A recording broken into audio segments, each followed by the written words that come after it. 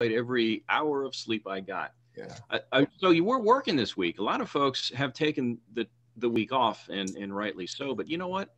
We don't. The We show don't must go on. Is that because right? The show must go on. because we care, Randy. We do. We do. We Yeah. care.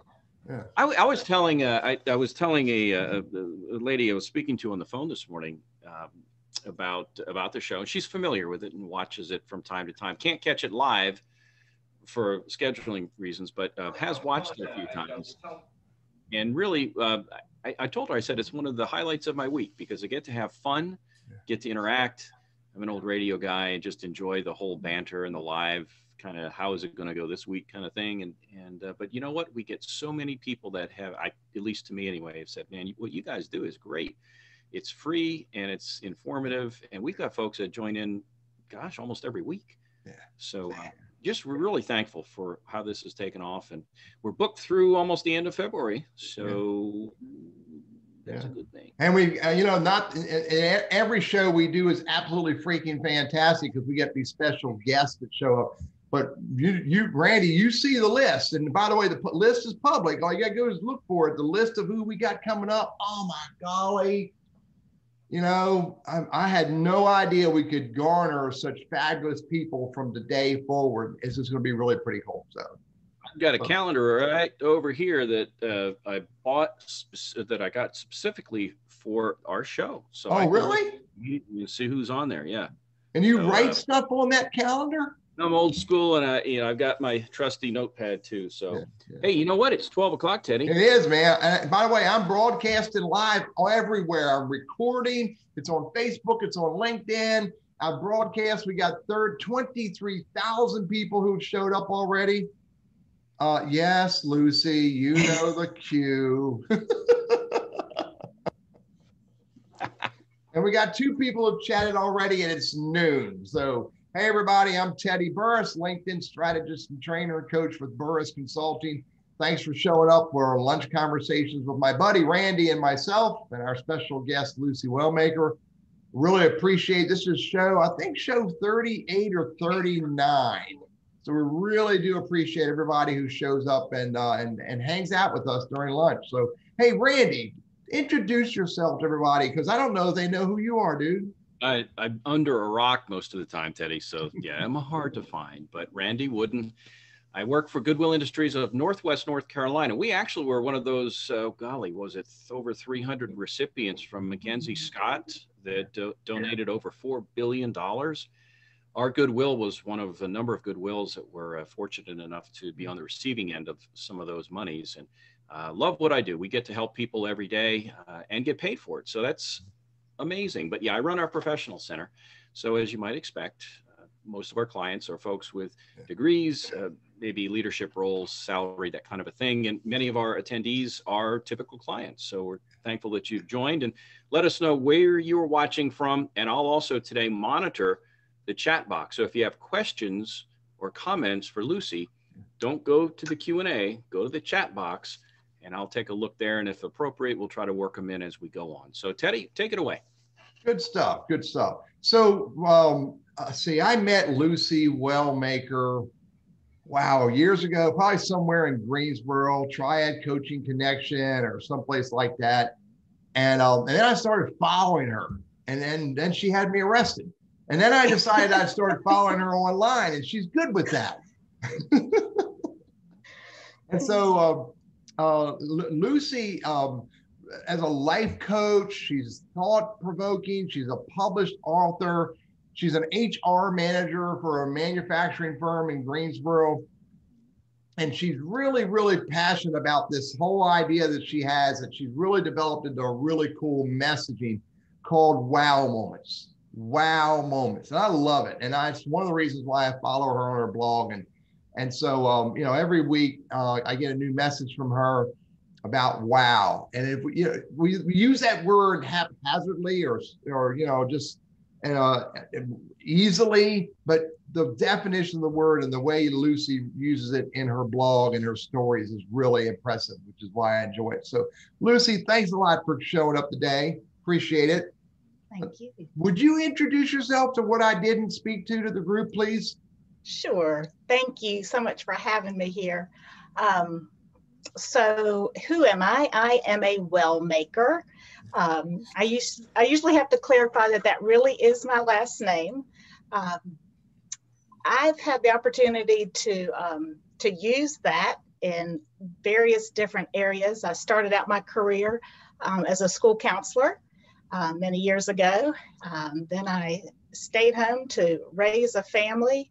And then when I decided to go back into the workforce, that's when I transitioned from counseling to coaching. Um, I love helping people. I love people.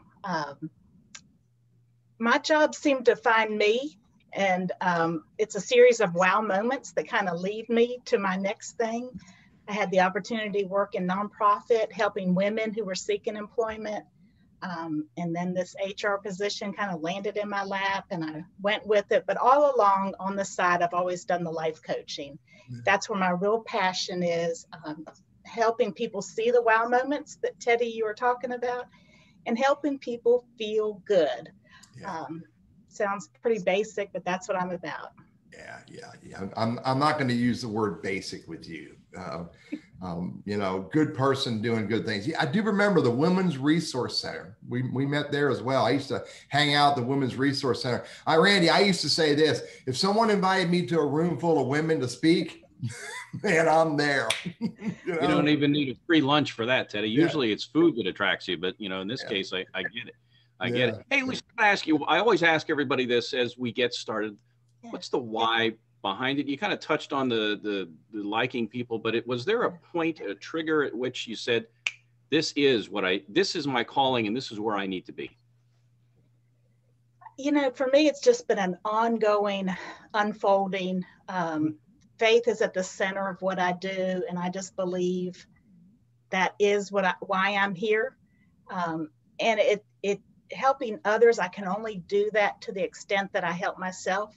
So that's been a real journey for me to understand that it's okay to put myself first, so that's the whole process. Helping ourselves allows us to help others. Yeah. You ask any mechanic and they'll tell you, if you don't take care of your tools, you can't do your job. Yeah. Yeah. So good stuff. So the conversation today that Lucy's going to help us with is called New Year Vision. Hindsight is 2020. That's the conversation stack that we have. So Lucy, every year we get prodded and poked and encouraged and motivated and sometimes chastised to come up with New Year's resolutions. And I don't think a New Year vision is the same thing as a New Year's resolution. And I kind of hope not for most of us. We think about it differently. What are your thoughts about that? Yeah, I see it as different. I would say a New Year's vision could include resolutions if people wanted it to. For me, a New Year's vision is more about carving out time to give ourselves permission to dream, to imagine, to really think about those desires that are on our heart and to picture them. Yeah, I recently I was doing some coaching for somebody, and they said, "Teddy, the New Year's coming up. I got to figure out, what am I going to do? What's my resolution going to be?" And I don't know how this happened, Lucy, because I'm just as simple a guy as anybody out there. Don't go there, Randy. But I just came up with this statement. I said, "Look, you got to ask yourself two questions. Question number one is, what am I going to stop doing that I did all year this year that didn't get me rewards or success? And question number two is, what am I going to start doing in the coming year and consistently do that I believe will get me rewards?" Yeah. And you got to focus on that. You got to focus that on your vision, I would believe. Yeah, and it's so cool that you said that, because as I was thinking about, with the vision, to me always comes the vision board. Mm-hmm. And I literally do the cutting and pasting. So you think about cutting and pasting. What are you going to cut out that you no longer want to do? And what are you going to paste? What are you going to stick to that works for you? that's two important questions to ask, Teddy. Yeah. I don't know where it came from. I probably read it in a book somewhere and it stuck, but it's important to do. And by the way, I'm serious about, for myself, making decisions about what am I cutting out of my activities, my not just activities, but my mindset, my thoughts, my actions, and what is going to be a new specific thought, mindset, or action that I'm going to bring into my 2021. So, and all right, let's look at it a little differently. So, when we were talking earlier, you brought up this idea of hindsight is 2020, and I get that. I mean, it really is. And, not even with the play on words / calendar year. But, what does that mean? What is it? How do we use that hindsight idea to help us grow? Yeah. So I see it as hindsight is 2020 if we take the time to look back. A lot of times there's pain in the past, and people don't want to go there, and rightfully so. But if we take time to reflect on the past, mistakes happen, life throws us curveballs, but in the midst of all those moments, there are nuggets of wisdom that we can pull out and learn from. I always say it's good to take a peek at the past. That's what helps us move forward in a more on purpose way. I'm with you. I think a peek at the past is important. I don't think we should be dwelling on the past.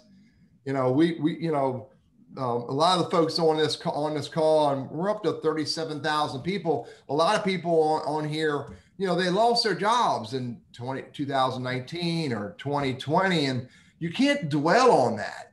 But you've got to go back and look at, what could I have done differently? And maybe there's nothing that you could have done differently in the context of losing that job, but what should I do moving forward? But absolutely, I like your words, Lucy, take a peek at last year and find the nuggets, because there was an engagement, there was a conversation, there was something that you did, or some thought that came out of 2020 that more than likely can be meaningful to your future.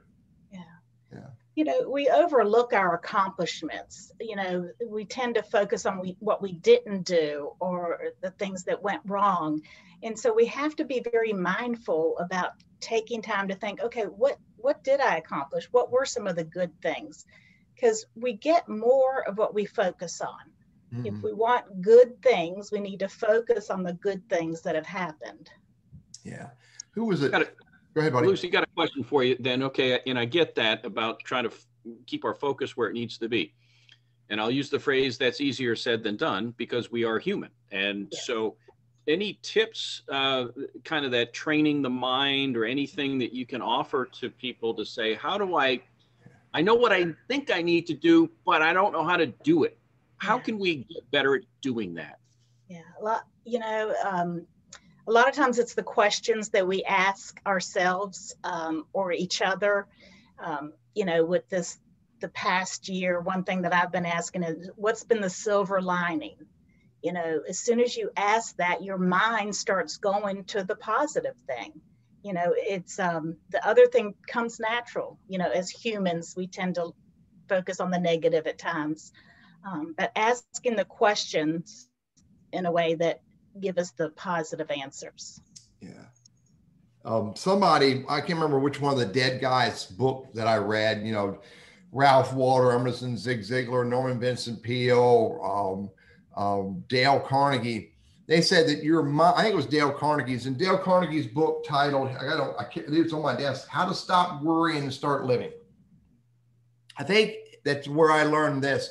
Your mind cannot truly focus on a negative thought and a positive thought at the same time. You really can't focus on two thoughts at the same time. Now we can, what's it called? What's it called? Multitask. There you go, buddy. We can multitask and go back and forth like, jackrabbits, right. But you cannot focus on a negative thought and a positive thought at the same time.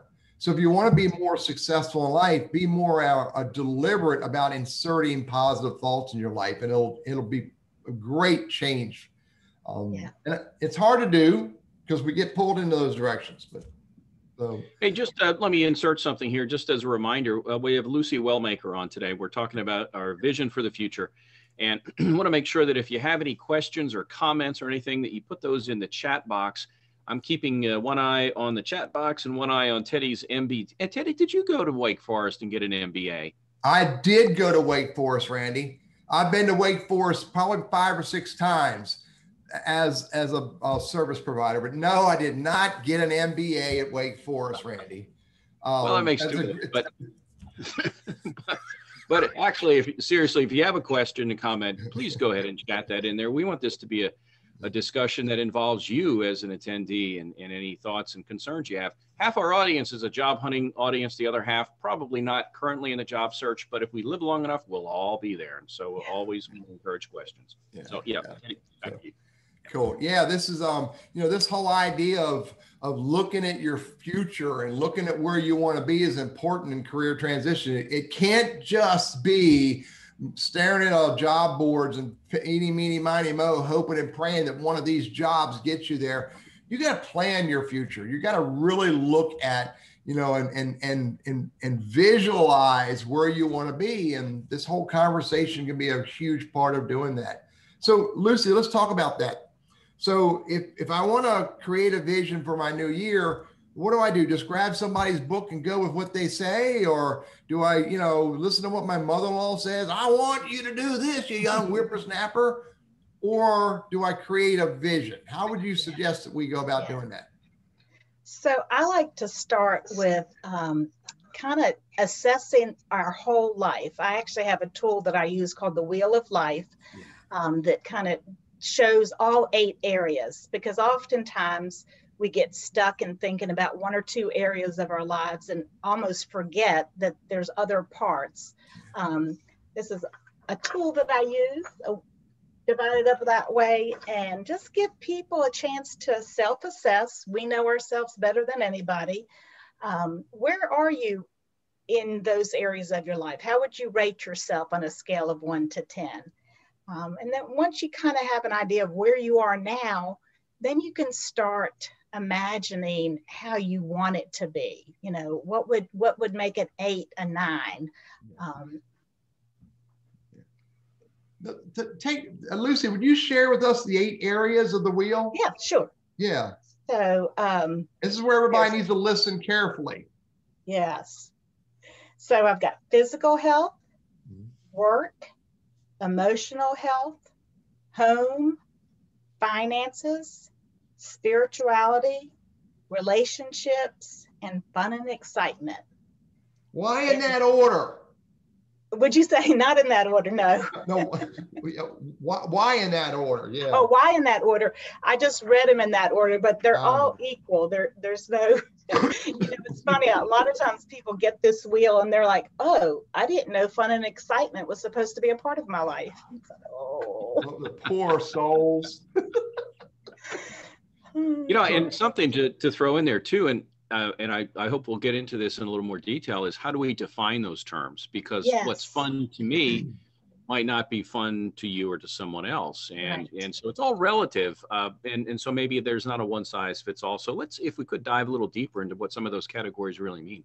Yeah, and that's exactly what I say is it's really how you define it. If you take finances, for example, it's not if you've got a lot of money, then you score high. It's how content are you with where you are in that area. In spirituality, that can mean so many different things to different people, but it's really about how content you are in that area. That's why it's a self-assessment. Yeah, and that wheel, that wheel, your individual wheel of life that represents your 8 areas, if it's out of whack, that's like having a 1997 Ford Pinto with the wheels out of balance. It's going to be a hell of a ride. Yeah, you're right. And what's interesting is oftentimes when people do it, I get them to draw a curved line around each section where that number would fall. So they actually get to see the shape of their life. It's just a snapshot. It's just where you are today.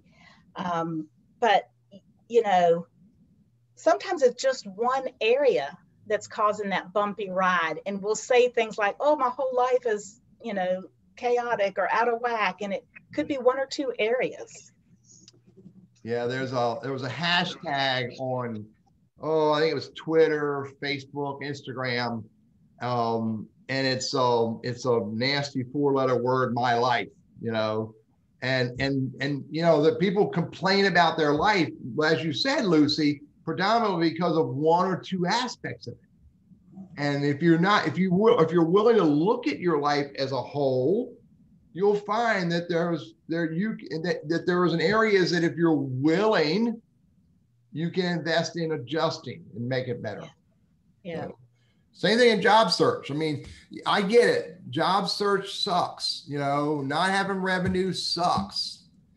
Then what can we do to adjust our whole life as we're working on fixing that workspace? You know, the workspace is at 0 right now. So what we can't only focus on that. We have to focus on our physical and our emotional areas, et cetera, et cetera. So yeah, good point. So was there a when you're dealing with you're consulting with folks, do people sort of have this aha moment where that kind of the veil gets pulled back and they're kind of go, wow, you know, and you're saying, you know, patient heal thyself kind of a thing, but I mean, we're human and we all come with baggage and just have our history all loaded up in here, good, bad, or whatever. So you help to unlock some of that, I think. What are some of these aha moments that you can share without mentioning names, but just some things just kind of give people encouragement?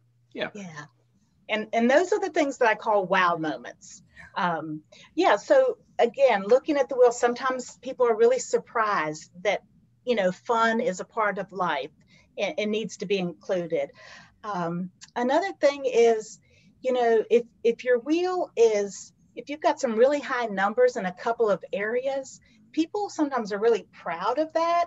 But when they really look at it and say, you know, sometimes too much of a good thing is not always a good thing, because if other areas are low, you're still going to have a bumpy ride. So, you know, it's about looking at the whole thing. Another thing that we look at when we're doing the wheel is at the very center, the axle, the most important part of the wheel. We talk about what is that for you? What do you currently have at the center of your life? Because that's what keeps it all together when something goes wrong. And it's interesting what people find that they have at the center. It could be they have their job at the center or a person. And when those things go away, everything falls apart. Yeah, I get it. So when you're dealing with job hunters, and again, we have a lot of folks on the call that are job hunters, are there certain tips or advice or things that you could share with a job hunter to help work through that if, in fact, one of their primary areas is work and now they're out of a job? Yes, yeah. You know, something that comes to mind when I think about that, because I did this exercise almost on a monthly basis with the women who were seeking employment. And when we were doing the vision, and one lady said that when I do get my job, I'm going to buy myself a really pretty necklace. And I thought, okay, you know, don't wait till you get the job. Go to the dollar store, get a really inexpensive necklace, put it on and get that feeling, because it's often the feeling that we associate with the thing we want that actually is what we're working towards. And we need to get the feeling before we get the thing. And it's kind of counterintuitive, but when you feel good, then you become more attractive to somebody that's looking to hire. The other thing is, you know, look at an area that's working well. Why is it working well? People usually say, I've got systems in place. It's become a habit. I focus on it. Well, you can take those things and apply it to the area that you're working on. I've had people say to me, you know, they've sent in 200 resumes, made 32 calls, and worked 10 hours looking for work. I think you can work too hard in trying to find a job. I think it's more about the balance And again, kind of going with that intuitive call that we often hear, that we sometimes ignore. I like what you said, Lucy. When you feel good, I'm going to change your words up a little bit for a Teddy quote. When you feel good, you are more approachable. You're more approachable, you're more attractive, you're more, you're more confident, you're more believable. All of that plays a role. And you can't feel good, as I'm learning through this conversation about the wheel. I can't truly feel good unless I know what my wheel looks like, and I'm working on making my wheel as balanced as I can make it. Right. Yeah.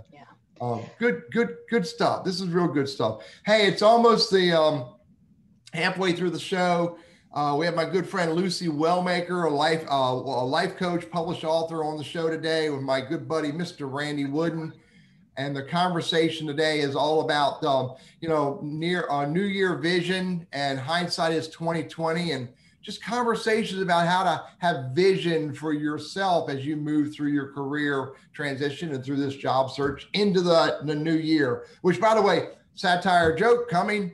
Right now it's 2020, and next year we'll all be saying 2021. WON. Satire aside, let's get back to the show. Randy, I try, buddy. I'm not a comic. All along the same topic about what is it, better to look good than to feel good, or whatever. Who was that? It was on Saturday Night Live, wasn't it? Oh, yeah, it was. Name? Yeah, he was a Yankees fan, so I kind of forgot him right away. Anyway, because I'm a Sox fan. But I can picture the guy. But next week, we're also going to have kind of a related topic. We're going to have Dr. Lexi Lane on, and she's going to be talking about improving our physical health, and I think also mental health, and kind of it all encompassing, so that we are as good as we can be on that part of the wheel that Lucy's talking about. Here's something, a term that gets kicked around. At least I kick it around, so whatever. But it's called a comfortable rut. We get into this comfortable rut, and in some ways we're afraid to break out of that for fear of failure, or maybe fear of success and how that's going to change our lives. So it's easier just to say, this is my lot in life, and just kind of resign ourselves to that. And I guess, we're all guilty of that at times. Are there tips you can give to people to help encourage them to break from that comfortable rut? How do we do that? That's hard. The thing is, are they really comfortable? People get used to being uncomfortable and don't realize that they're really swimming upstream, and going with the flow is so much easier. Again, I think it goes back to asking questions. How is that working for you? And when it's not, offer suggestions and ways that it could be different. And again, I think that's where the imagination comes in, to imagine, because when you start imagining, then you muster up the feelings, the good feelings that come with the imagination, and then you're more likely to take the action. So it's a carrot versus a stick here. It's how can I benefit versus fear of loss is to break from that. Greg raised a good point in response to this comfortable rut. He said, ask yourself, how does that rut serve you? Yeah. Good question. So that's a good point. But I think we're all guilty of that at times. And next thing you know, 30 years go by and we're still not fulfilled, however we choose to define that. Yeah. And I guess that falls on us to say, if we're not there yet, okay, life's a journey, and how can we get there? And Lucy Wellmaker is here to kind of walk us through some of those steps. So Teddy, throw it back your way. There was on the chat box. Yeah. Mm-hmm. Yeah, there was research done, I don't know how many years ago, where they had people, they had rooms that people came to work in, and on a certain time frame, consistently, the researchers would dim the lights. and the person couldn't make the lights brighter. So every day they'd come into this room, and every day the lights would get dimmer and dimmer and dimmer. And they just got used to it. They knew it, flick this switch on and this is all I'm getting. And nobody ever complained. So they just got in that rut of, I guess it's dimmer. I don't know where if it ever came to a head when the lights were completely out, someone gave up or not. But the point was the rut kept getting deeper and deeper and deeper, and they just stayed in that rut and they never complained about it. Yeah. It's along with the Who Moved My Cheese book. Yeah. And if you've not read that, I'm not a voracious reader of books, but it's only about that thick. So, you can kill it in an hour. So you're fine. Pick it up. It's like $15. All right. So here's Kevin had a question talking about self-empowerment and positivity. And while that's good when you're in the interview, I think part of his concern is getting past that initial gatekeeper that maybe is just reviewing an application or a resume, that kind of a thing. And so there's no personality per se behind that piece of paper. How can you get past that to be able to exhibit those personality traits face to face? Oh, yeah. Good question. And it's interesting because for a long time, I was helping people find work, and now I'm on the other side, as HR. And honestly, I will say it's not always the traditional way. It's not always the resume coming in, and it's making connections. Networking is huge. Connecting on LinkedIn, getting in the back door. Most of the time, most of our best hires happen that way. So, focus on other areas of your life. Go for a walk. You'll get an idea. You'll get inspired. Work on your relationships. You'll meet somebody that says something that kind of nudges you in the right direction. I really feel like it's like kind of looking at the whole life, and the answers will come, and you have to trust that they will. Yeah. I did. I got asked this question a while back. I think I did a YouTube video. In fact, I know I did a YouTube video. Someone asked, how can I be more approachable on social media? Now that question can be applied to anything. How can I become more approachable in life? And you got to ask yourself questions. How can I, what can I do? What do I have the wherewithal to do? And wherewithal doesn't mean dollars. It means time, energy, patience. It means, the skills that you have access to. How can you become more approachable in life, including in this process of job search? And I think if you take and visualize who you are and visualize how can you improve your presence, you'll discover ways to be more approachable and can help you get past certain gatekeepers. And I'm with Lucy 100%. Lucy and Randy both know I'm a huge advocate of the hell with the resume, go with the conversation, because that's where the magic happens. Yeah, you got to have a resume eventually, but don't lead with that. But if you're more approachable, if you present yourself as someone who's approachable, which by the way, to be more approachable, all you've got to do is learn to give a little bit more. Then you'll be able to find ways to overcome those gatekeeper challenges. Great question, Kevin. So, so Lucy, we take the wheel and we take these 8 areas of our life and we draw out where it is now and what we can do to make it better. What do we do? Just hang it up on a wall somewhere? No, that's when we start.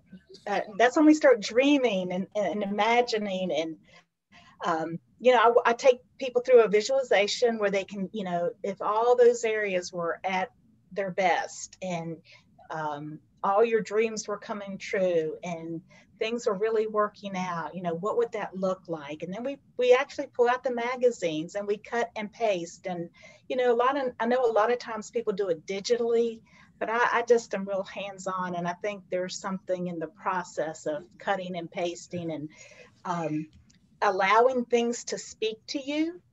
Teddy, you were talking about being approachable. Sometimes the things will come to you. You don't have to go after them, but you have to recognize that.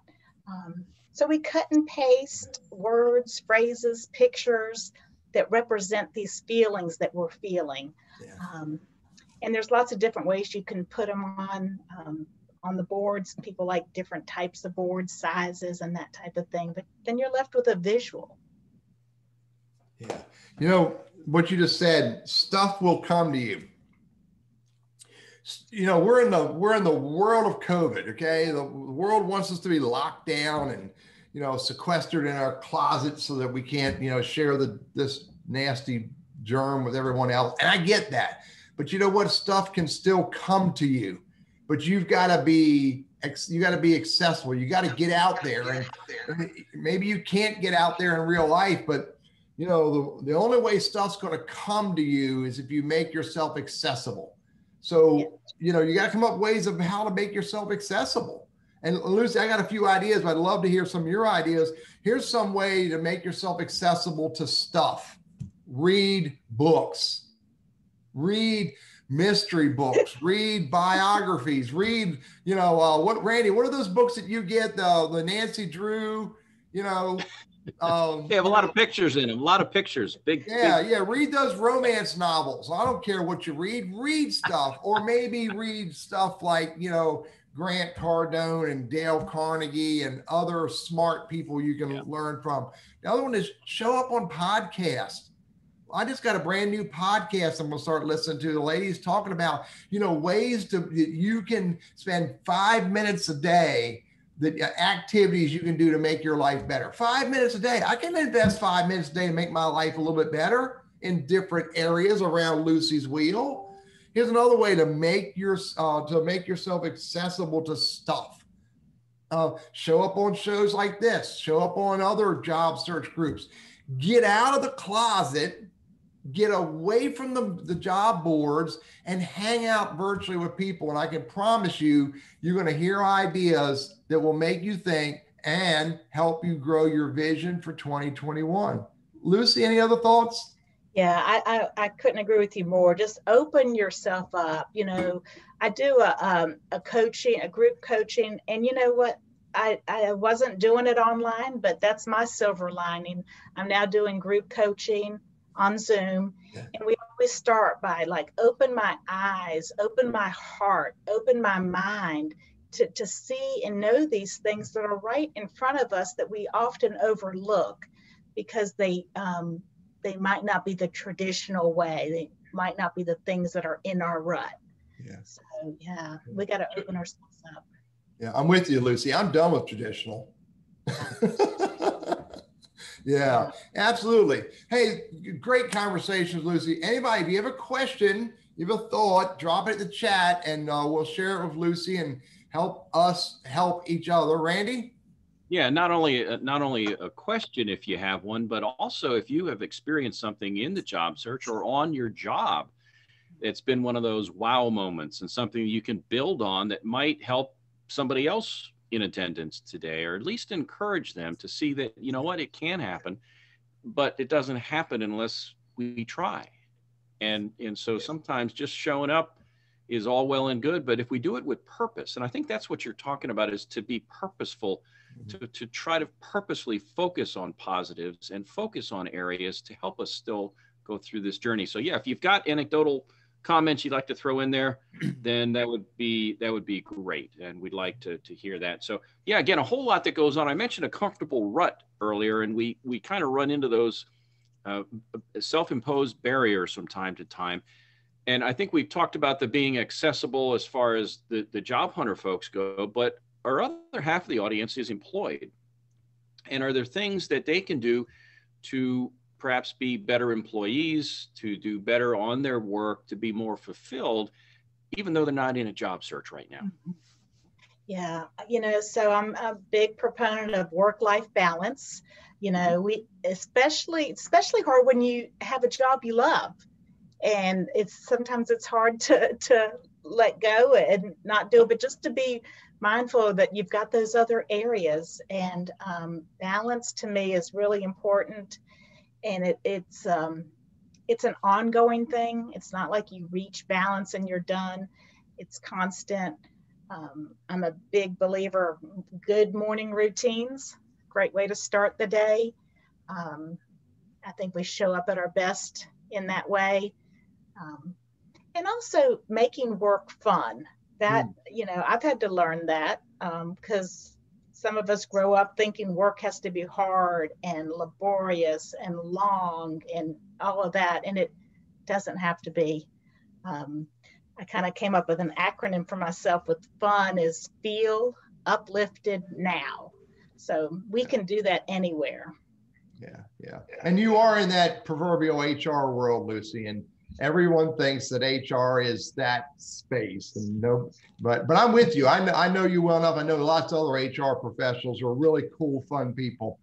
You can be fun and still be purposeful and still achieve goals. Matter of fact, I think it's a greater reward if you do it all together, rather than just using a hammer and chisel all day long to get through the job. So what's that saying? And I hear all the time, and I know you guys hear it. Oh my God, Friday's right around the corner. I am so past, for me personally, I am so past worrying about when's Friday. And I don't dread Mondays, but in part because I get to hang out with lots of cool people and have fun along the way.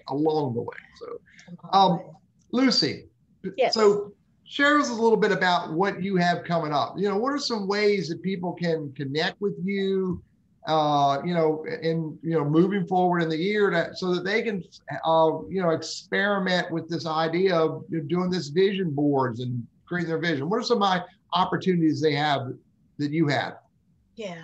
So I do an annual vision board session every year on the second Saturday of January. I currently have 2 seats left, so that's an opportunity. It's going to be virtual, Saturday morning from 9 to noon. I also do a group coaching. I do it on the first 3 Wednesdays of the month, bright and early, 6 a.m. to 7 a.m. And it's amazing. It's a low commitment, only 3 sessions, but it's just enough to kind of get you back on track and build momentum. Yeah. And there's a bunch of other things on my website that people can check out at lucywellmaker.com. Yeah, 6 a.m. Eastern Standard Time, right? That's right. That would be 3 a.m. for Dean on the West Coast. Yeah. That's commitment right there, Lucy. Dean, that's commitment, buddy. What if he shows up? Oh my gosh. Yeah.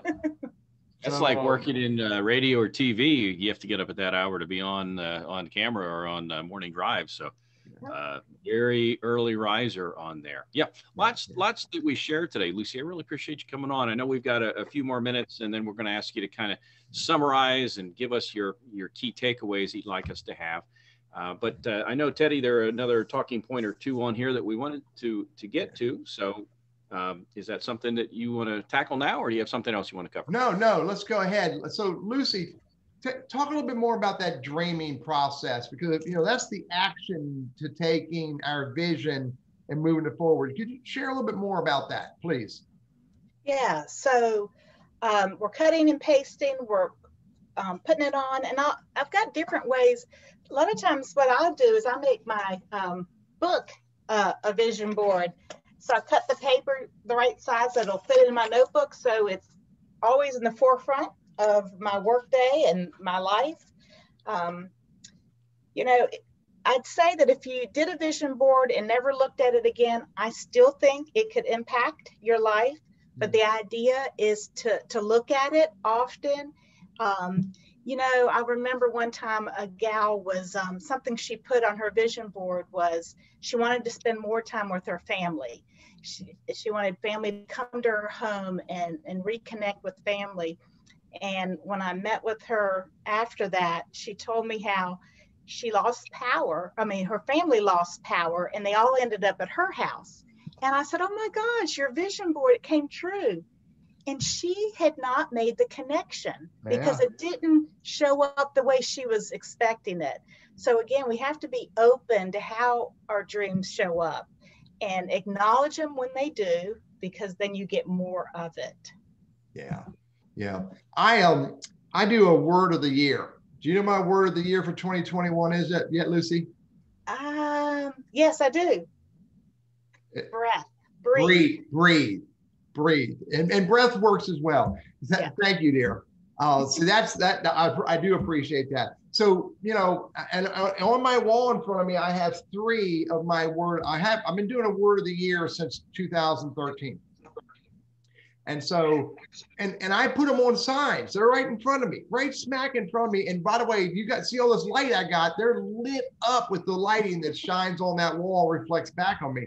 So I can't miss action, growth, and breathe, which are the 3 main words in front of me. And that's sort of, plays a role in moving me forward, because every time I look at the camera, as I'm looking at Lucy and looking at Randy, there's growth and breathe and action right in front of me, and reminds me to do those things. So whatever way you can remind you to focus on your vision, do it. So, hey, Lucy, I'm going to throw something at you here, and I'm going to be gentle with this, and I hope you'll be gentle back with me on this. So I'm asking for a friend. So how do you respond in a constructive and in a good way to somebody who says, this stuff is all touchy-feely, it's just so, out there, and it's all I'm analytical, I'm a nuts and bolts kind of guy, old school guy, and this is a bunch of hogwash, that's not for me. That mindset, and I'm sure you encounter that hesitancy, or that oh gosh, is this going to sink in with this guy? What are some things that you found maybe that can help people become more open to what you have to say, and how it can benefit their lives? Yeah, well, visualization has been around for a long time, and people use it all the time. So maybe if people think about professional athletes that use it, or, when they use it in those terms, it's the same thing. Science shows that when we can imagine something in our mind, we're more likely to be able to do it in real life. So it's proven it works, and maybe it's not for everybody, but it really does. And we have a lot of blocks. This is more about, you have to believe it to see it. You have to really believe in the process. And people do have resistance towards it, and that is something we talk about. We have limiting beliefs, we poo-poo things, but it's actually science-based, where visualization is a powerful tool that we underutilize. Yeah, I like how you worded that, and I'm with you. I mean, I threw that out as a hypothetical. Sure. Yet I'm sure that to some degree people harbor those feelings, and when they can see, I remember years ago when I started in my own business doing this, I was running some ads in various publications, and the account manager, when we were trying to come up with the idea, the concept for the ad, again, career coaching, that kind of a thing, the tagline, or the thought was, hey, you know what? Even Tiger Woods has a golf coach. Because at the time, he was at the top of the game of golf. Right. And if he sees value in getting that outside consultation and coaching, wouldn't that also perhaps apply to you in your job search? So I kind of take that idea and move that into our everyday lives, and that wheel that you talked about. So I think it certainly has merit, but we've got to be open to that. And sometimes just being open is the first step to that improvement as we go forward. Yeah. Cool. A thought that came to my mind as I was listening to both of you is that, and we used to say this: fake it till you make it. And I get why we used to say that, and I actually sometimes say it that way, but I also want to say it differently. And I hear folks in job search, I ask them, I don't ask the question, what do you want to do? I don't ask that question. I ask the question, who are you? Because I want you in your mind to, instead of saying, I want to be a professional cat wrestler, I want you to, if that's what you want, I want you to say, I am a professional whatever. I am this. It's much different than saying I want to be. Yeah. It puts it in the present tense, and it makes it more likely to happen. And that's usually how we end our session, is writing as if we've already reached these goals. because the brain, once it hears it in that present tense, it starts going to work and trying to make it happen. Yeah. You're trying to get you conditioned on the activities that you need to do to That's get right. there. Yeah. And for those skepticals, I am not saying that you make a vision board and then you lay on the couch. That's not what this is about. You tell us, right? Come on, man. With a bag of chips and a beer. Yeah, it's still water, Teddy. Yeah, I know. You and me both, buddy. I'm a professional, man. Lucy's Lucy's drinking water out of a fluted glass. What? You know? Lucy, wrap this up for us. Would you wrap up this whole idea into a minute or two statement? Would you? Yeah. So your vision for the new year, it's a great time now to start thinking about what you want, what you desire. That you have desires on your heart that have been placed there that are meant to come into fruition. So take time to reflect on this past year, as difficult as it may have been for you. Learn the lessons, take the nuggets of wisdom, think about what you're going to stop doing and what you're going to start doing. Give yourself time to process this, and I strongly encourage you to do a vision board, even if you just do it on your own. You'll see the benefits. I think it's powerful. It's a powerful tool. It is. Have fun with it. Oh, that is magic right there too. Lucy, thank you very much. Thank you for coming on the show with me and my buddy. Randy, I got a story. Do you have a story? I'll make one up. You want to hear it? Go ahead, man. Should I saw it on Facebook a while back, so I know it's true. Yeah.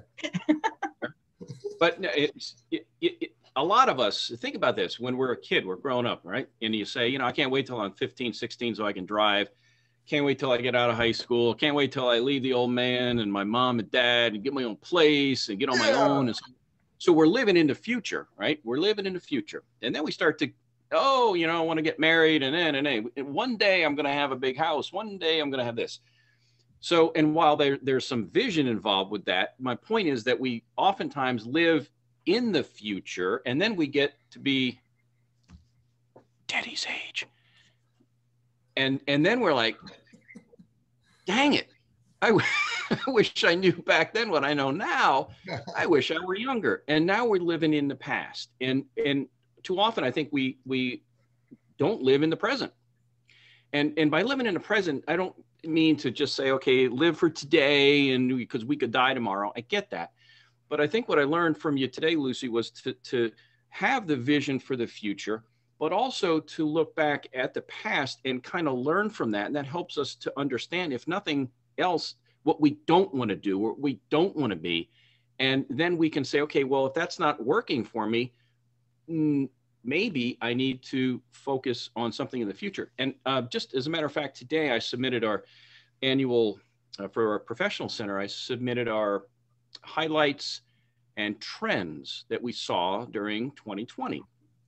And as you might imagine, COVID dominated everything and how we interact with clients. And well, my colleague Susan brought up a good point, that her initial thought when we went virtual was, this is not going to be good because she doesn't enjoy it as much and the clients will not enjoy it as much.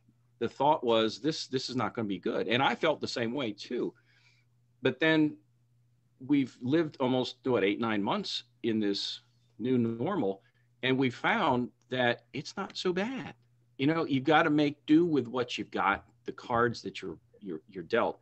And so we can't turn the clock back and wish and hope for things that aren't there. But I think we can cope with and look at and use the tools that we have and I guess what I'd call the motivation to try to grow with that and move forward with that in a positive way. And so if nothing else today, I think I've learned the positivity piece from you, and also that looking back is not a bad thing as we gather that intel and use that to move forward. But yeah, life's a journey, and hopefully we've got a few more chapters left to go, Teddy.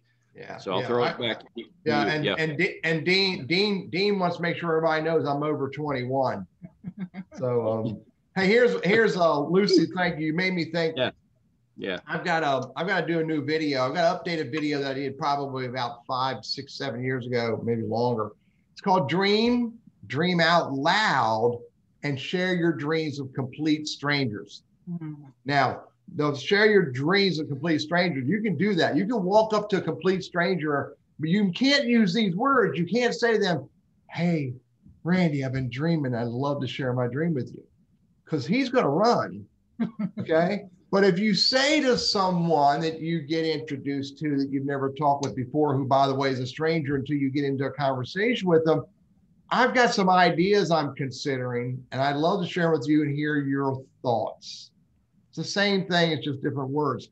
My point of this video, or this message, dream out loud and share your dreams with others, is this. You've got to dream. You've got to visualize what it is that you want. You've got to be able to see it. You can't just put it on a vision board or write it down on a piece of paper. You've got to put it on a vision board, write it down on a piece of paper, and you have to say it out loud. I'm Teddy Burriss, world-renowned LinkedIn strategist. And then you have to visualize yourself standing in front of a huge audience of 600 people that I'm getting paid $15,000 for a 45-minute keynote speaking in Paris. You've got to dream it, say it out loud, and then visualize standing in front of that lectern with that shiny microphone in front of you and lights all over you. This is how you visualize yourself. You've got to do this. This will pay huge dividends. By the way, I haven't been paid $15,000 to go to Paris yet, but the opportunities are in front of me because I'm first visualizing it. And second, I'm doing this. I'm sharing these ideas with others, and I'm doing activities that can move me forward. You have to do the activities to help you move your vision forward. So, Lucy, this has been a good conversation. I really appreciate it. Randy, I know who next week is, buddy. I bet you do, and it kind of falls right in line with what Lucy shared today. Yeah, we did this on purpose. There's a Paris, Kentucky, isn't there? There's also a Paris, Texas too, buddy. Paris, yeah, I think there's a truck stop. You could be appearing at the truck stop and do karaoke night. And there's a story there. I could tell you a story about the truck stop and the 3-inch palmetto bug that did not make it out of my hotel room because it met the bottom of my shoe. Another conversation for another day. Next Lucy, week, again. Thanks again, Lucy, for hanging out with us. I know Teddy's got some words about our next week's guest, our special guest, because they're all special. And so what you got, Teddy? We got Dr. Lexi Lane, Lexi, and I met Dr. Lexi Lane, 3 or 4 months ago. She has a conversation called Spark, which aligns with WOW. And she's going to share a little bit about the spark. It's a philosophy. And so, and really it's going to become, she's going to put it in the context of how to become hireable by improving your health. And by the way, if you don't think that having good health is beneficial to getting a job, you got a lot to learn because it's hugely important for us to be successful. So Teddy, that was Billy Crystal. You just reminded me of it. Wasn't it Billy Crystal that said, it's better to look good than feel good? Wasn't that the guy? I'll go to Netflix and figure it out, buddy. I'll tell you. I don't know. I think it was better to look good than to feel good. Yeah. Back when we used to watch the show. I don't know. It was a long time ago. Yeah. If anybody knows if that's a Billy Crystal quote, hit Randy up and let him know. So okay. But yeah. So good stuff, Lucy. Again, my friend, thank you, and I wish you a fabulous New Year celebration. And I wish you lots of excitement in 2021. And you will look marvelous. You look marvelous. That was Billy Crystal, and it was Fernando No, it wasn't Fernando Lamas. That's an actual actor, isn't it? Yeah, I don't know. What character? I don't know what Billy Crystal, but yeah, that was a fun time watching some of those. Now anyway, the whole audience, Randy, they're all sliding off into Never Never Land right now. I know we just lost everybody, and now it's turned into a trivia contest. But again, Lucy, thanks so much for hanging out with us, folks. We're about out of time, so join us for our very first show in 2021. And for a lot of us, this last year has been a real trip for a lot of reasons and a lot of anguish, a lot of stuff going on. So let's make it a great year coming up, and let's hope one day we'll be able to shake hands again and be able to get together. But while we are in this period of time, let's make the best of it, and let's try to do the best that we can to make our very lives the best they can be. Yeah, and everybody have a fantastic New Year's celebration. And remember this, keep your cell phone in your pocket between the hours of midnight and 4 a.m. Have a good holiday, folks. See you.